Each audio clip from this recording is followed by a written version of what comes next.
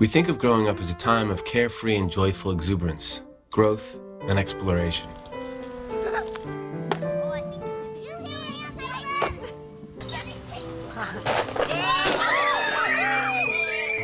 A time when children start each new day with a sense of wonder and curiosity about what life may bring them and what they may bring to the world.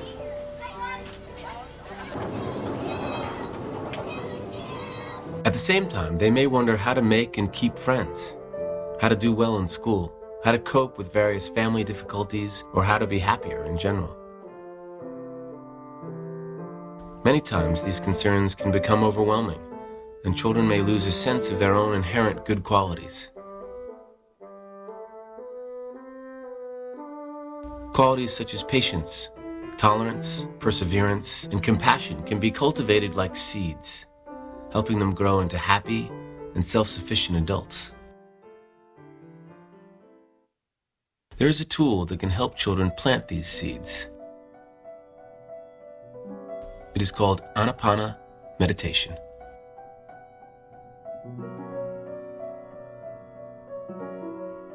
Anapana is a simple concentration technique which actually means incoming and outgoing breath. The technique was happened upon by a boy who had come to be known as the Buddha. While sitting under a tree when he was about 5 or 6 years old, the boy began to spontaneously observe his natural breathing. Later, he would use Anapana on his way toward enlightenment and the discovery of Vipassana meditation. Through practicing Anapana, children begin to learn how the breath is intricately connected to their state of mind. Meditation teacher S.N. Goenka of India developed this Anapana program for children after many of his students requested it. Mr. Goenka learned the practice of Anapana and Vipassana through his teacher, Sayaji Ubakin of Myanmar. There are now over 200 Vipassana centers around the world offering both 10-day Vipassana courses for adults as well as short Anapana courses for children and teenagers. When children and teens come to the course, they agree to observe 5 promises throughout the course. And one of them is to not drink alcohol or drugs. No harsh words, lies, backbiting. Yeah. I forgot the other one. Another one is to not kill. And no misconduct. Yeah. Another one is to not steal. Another one is to not push or harm.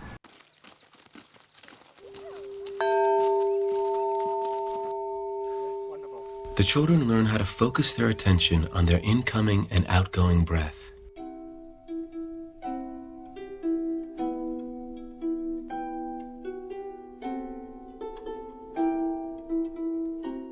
While trying to do this, the children begin to face the many distractions that begin arising for them.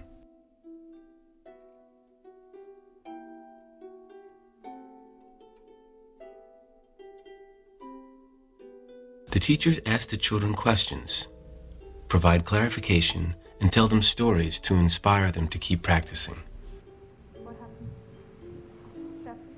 If it was really difficult for you to keep your eyes closed the whole time, or most of the time, try a little harder.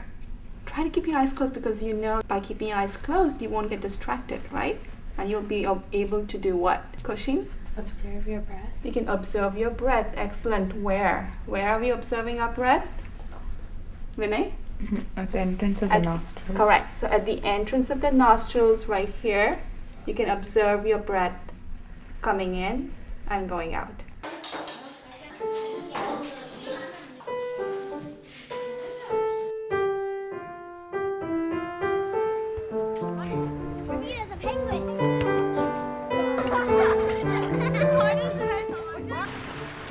The outdoor playtime allows children to relax and try to integrate what they're learning in the meditation hall. Around like that. So all your colors?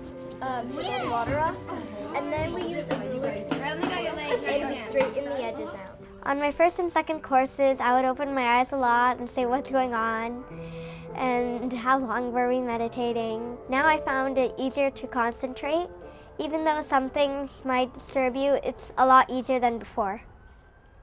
It's a technique to observe natural breathing. It's a purely non-sectarian meditation technique. When they first said it to me, I didn't really understand it. I was like, okay, I'm going to focus on my nose. All right, and it didn't really work and stuff, but you got to focus on the breathing. It's not just focusing on the breathing, it's a focusing of the now. I like the arts and crafts and making new friends and people, but I also like meditating too because it helps me have more patience with my sisters and it just calms me down. This is my 5th. We've been to one in Australia. I've been to 2 in Australia. They actually see the results, my children, from what they've done with the children's courses. It makes a parent's life easier too, I think, than having to discipline them so much and having to down the line actually put a wall between you and them by being the bad person, by saying, no, you can't, you have the wisdom, but they don't essentially. But the wisdom that they learn from themselves is, I think, a much better wisdom, knowing that their choices are not the best sometimes and learning from it. I think it's a real gift to give children the awareness of respiration. Children won't naturally come to that themselves, so being given this tool to observe the breath is, I think, key, because that connection between the mind and the breath is something that the child can take with him or her wherever they go. After serving these courses for a few years, you see the children come in when they are 8 years old and often unable to even keep the eyes closed. And I've seen those children go from being 8 to being teenagers, and it's this wonderful opportunity for us to serve children and accompany them through this path of development.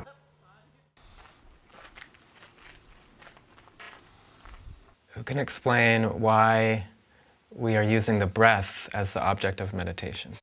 It's directly linked to your mind. If your mind's agitated, like you're angry or you're sad or something, your breathing patterns usually reflect that. Like if you're angry, you might be huffing and puffing, while if you're tranquil and calm, your breathing is natural also.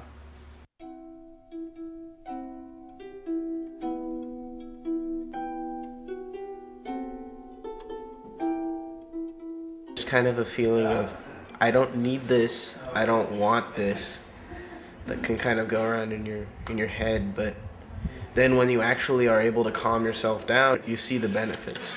In the beginning, there's kind of a resistance to just not doing anything. Let's say I'm doing homework or something, and I'll be kind of scattered, and then I'll wait and I'll practice for 5 minutes, and then I'll just go through a whole sheet of math problems in a few minutes. Just because you're so centered and your mind is so powerful when you're so centered. Yeah. When he would act in a play, things in which he's seen by a lot of other people, that's a stress situation. I would often see him sort of taking a break and doing a little Anapana. I didn't know he does that. I mean, it just by surprise, I just kind of got to know that he does that. So all I came to know was it became a resource for him, among the other resources he has. Mm-hmm. And he was beginning to use it as and when it would make sense to him. It's been really nice to see kids develop and then continue and even start adult 10-day courses. We've seen that happen too. Obviously, as a college student, there's a lot of stresses. There's the exams. Most of the time before a test, you just find yourself subconsciously observing your breath all of a sudden, or observing your sensations. And it's just something that you've been trained as a little kid to do, and now it just comes like second nature and it just happens. And that really helps. You know, I can observe the differences between myself and my friends who's completely neurotic before tests. And I'm just like, okay, whatever, let's take the test and see what happens. So, yeah.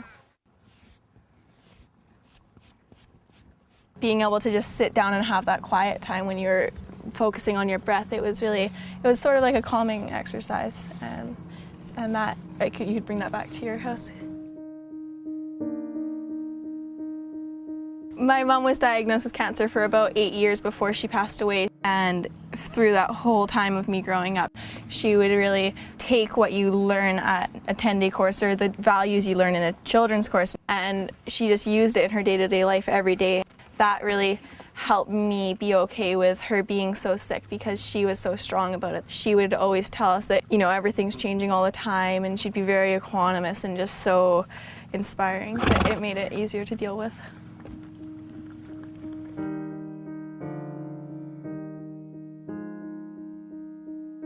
Seeing her practice Vipassana throughout my childhood really inspired me to take a course. Vipassana helped her a lot in her life, so I just thought that it would be a good thing to do.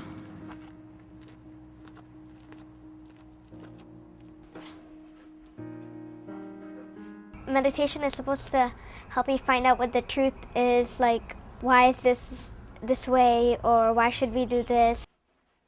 It helps me to calm down even when I'm really angry. I usually do find that, oh my God, I'm angry, I'm gonna try to calm down. It won't be like straight away, oh, I'm angry, calm down. It takes a while, but I still observe my breath after a while.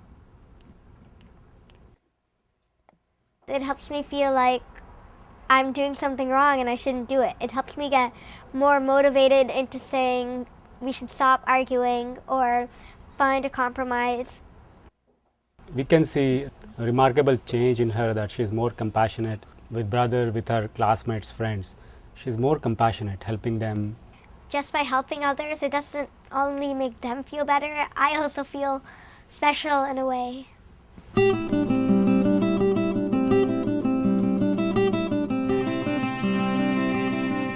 The children and teens are planting seeds of awareness, and they're taking home a practical tool, one they can use at any time, eyes open or closed, to help them in their everyday lives.